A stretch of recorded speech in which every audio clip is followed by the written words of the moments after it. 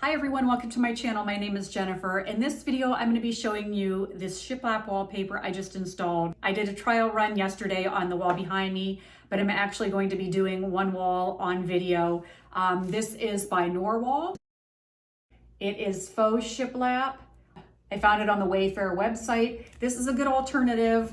For me, I chose to go with wallpaper rather than real wood because of the cost. I also feel like shiplap is a trendy look right now. In a couple years, I might want to take this down. Also, I just put up brand new drywall and I really did not want to put holes in my wall or attach adhesive to it. A lot of wallpaper I've worked with in the past, you have a lot of waste because when you go to do the next row, you have to match up the print. In this, you really can't tell. So I just was very careful. There's an area on here that is pretty predominant in the pattern. This is the repeat.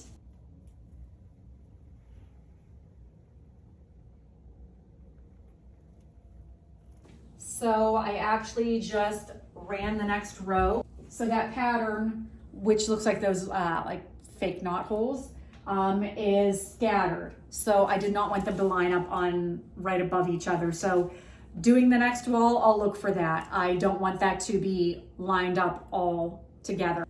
So in person, this shiplap looks really great. Hopefully the camera is picking up how nice it looks. The wall behind me was a trial run. I'm actually gonna show you on camera another full wall and walk you through the steps, so stay with me.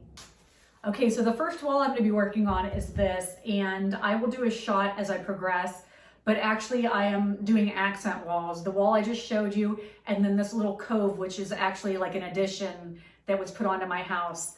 I'm gonna be putting a little coffee bar right here. So the house is about 200 years old, so just even doing the baseboards, nothing floor-wise is completely level. So just to make sure that I don't go to wrap around with the pattern and have everything all crazy, what I'm gonna do first, because I want everything to line up, and I also want to allow myself a little wiggle room with the pattern. You know, just in case, I try to, when I lay these, get them nice and level, but just in case, the roll is 21 inches, so I'm gonna mark on the wall 20 3/4. This is like the key to starting off on the right foot, is to get yourself a nice level line. And then when you go to hang your wallpaper, as long as you start, it's kind of like the foundation. As long as you start nice and level, everything will go a lot smoother after that. So I'm going to, and typically I use painter's tape to like write on walls. This is about the only time you'll see me actually writing on a wall.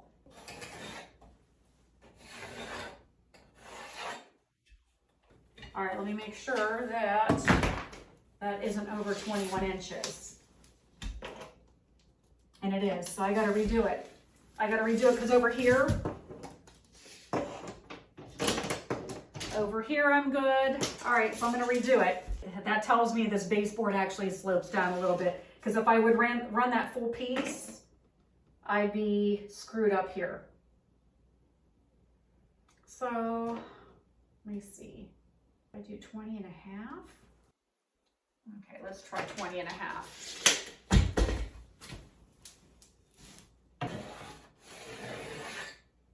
All right, let's try that.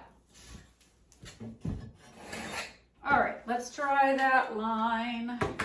All right, so my roll's 21 inches, so I'm gonna have a little bit to cut off at the bottom, which that is perfectly fine with me. And over here, that actually lines up perfectly with 21. So what's gonna happen, I'm gonna have a nice full piece, and then part of the bottom that's gonna be trimmed off. So I wanna make sure that when I wrap around the corner, we're good.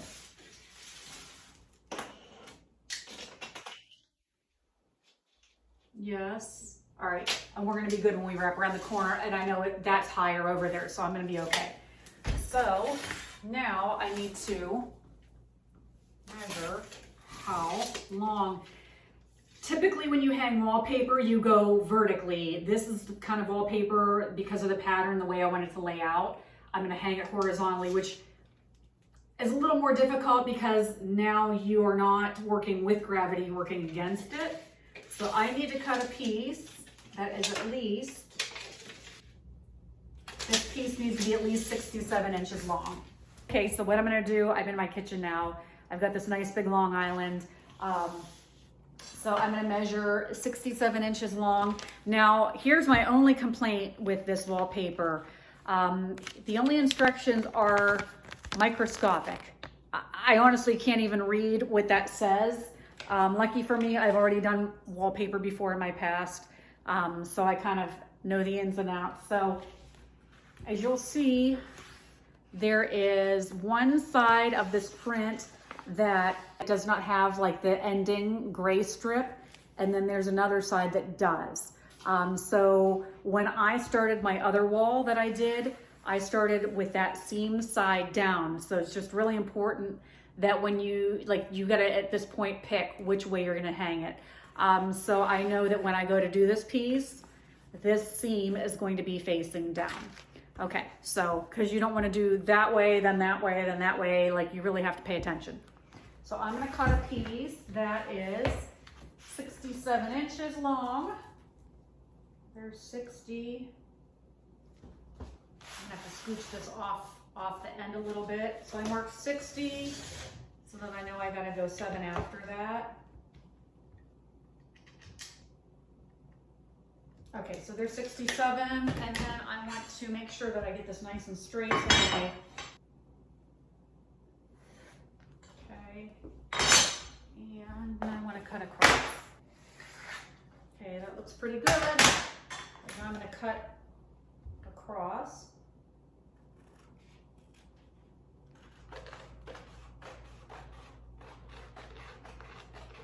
Okay, now being that this is pre-pasted wallpaper, the only thing you need is water. I've got a nice clean sponge. I'm gonna put water in the bowl, and then I'm just gonna saturate this. Now, you'll kind of, as you work with it, see how much is the right amount. If I could read those directions, which are microscopic, it would probably tell me to get this wet and then let it sit for about 7 to like 12 minutes.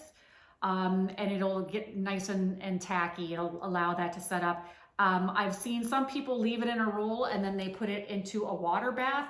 I've done that before and I don't like it because sometimes the roll is rolled up so tight that it doesn't allow the water to get in. So this is the method that I like to do, is just take a bowl, put water in it,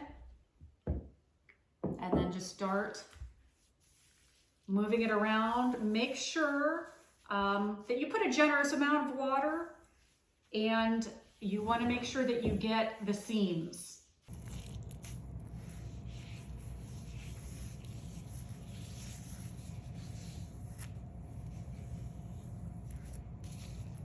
So what I typically do is start with one end and then bookend it. So you just want to get enough water on it that it activates that pre-pasted glue. Okay, so then I get that part and then bookend it. So you just want to make sure you apply a generous amount of water on here, and that's all you really need. Some people like, there's an actual like activator. I honestly think it's a waste of money, but some people like it, so use it if you like it. And actually, as you're doing this, you can kind of feel it getting all nice and set up. So I'm gonna bookend this. I'm gonna let it sit. Okay, so now this is all set up. What I'm gonna do is make sure that I get this and hold it up the way that I need to put it onto the wall. So that being said, I know this is gonna be down. So I'm gonna be starting with this section. So what I'm gonna do, and this was more helpful for the wall I just did because it was a lot longer, but the part that I don't need right away, I'm going to not only bookend, but I'm gonna roll. Okay, now I'm gonna pick this up and take it into the wall. Okay, so a couple things to point out real quick. I have a dish towel on my shoulder because when you start working with this, you get paste and it's nice to have somewhere to wipe it. I also would suggest having a knife handy in your pocket with a brand new razor. And then in my other pocket, I have this brush. Okay, so I'm gonna go ahead and start filming this. So I've got my roll bookended and also rolled because I'm gonna go that way with it. So all you do is get your piece ready to go. Seeing that paste is nice and even and set up. And then I'm gonna go right on the level line.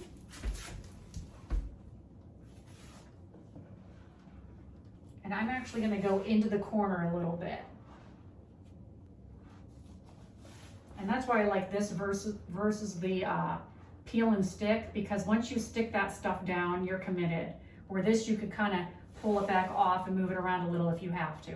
So I'm just going to follow that level line the best that I can. Okay, now I'm at the point where I can unroll this part. Okay, and then you just really want to brush, line that up the best you can. Now I'm over top of an outlet. I'm going to cut that out in just a second, but I want to get this set up.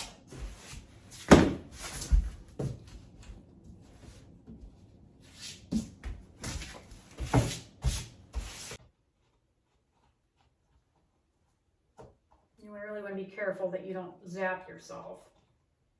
Okay. I'll be going back over and covering up the outlet covers. But I just want to see where I'm at.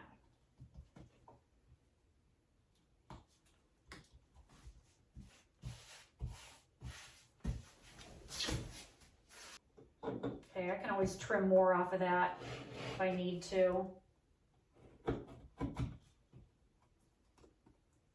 Okay.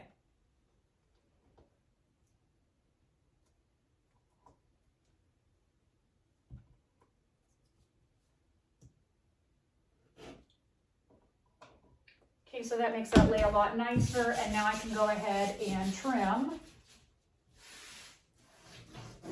along the bottom here, carefully. Okay, so what I like to do now is take like my nail and make a defined crease, and that way when I follow back with a knife, I can make sure I see where I'm cutting, and then just gently, and it's not a race, you just want to go ahead and cut.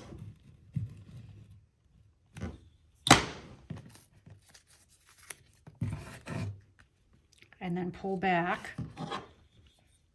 the excess.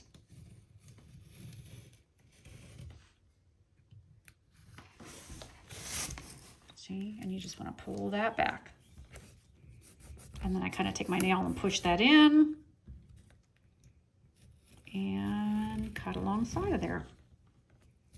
See, and it easily comes off. And then what you do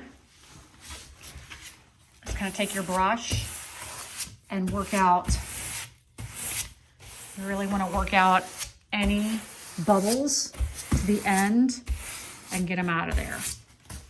Let's see, so my line, my level line, that was the first one that I drew, and then I decided I wanted it a little bit lower just because the baseboards might not be, I mean, this is an old house, so I gave myself a little room, so I actually drew 2 level lines, and I went with that lower one. So anyway, I want to go through and also make sure I press down on that seam so that everything, when it dries, is nice and tight.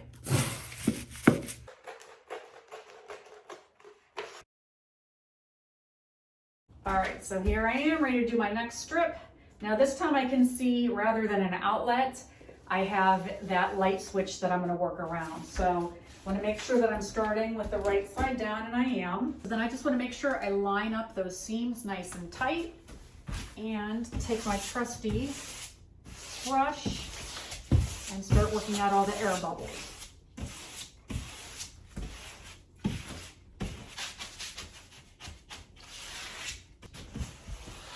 Now I'm going to have this light switch to go around. It's always something. I'm about to hang the last piece. My phone kept shutting off because I'm out of memory. So hopefully the words of wisdom have been imparted here. So I've got the last piece. I can't stress how important it is to have a towel and a knife and your brush handy, especially if you're going up on a ladder. So I'm going to do the last one.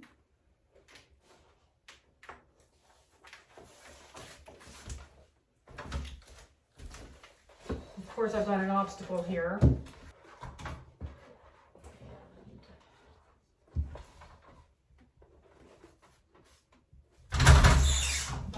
long as you start off with a nice level line, then the rest of it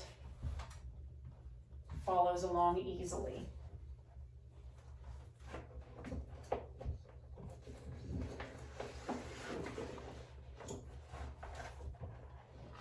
gonna try to get a close-up shot of this. All right, try to get my camera.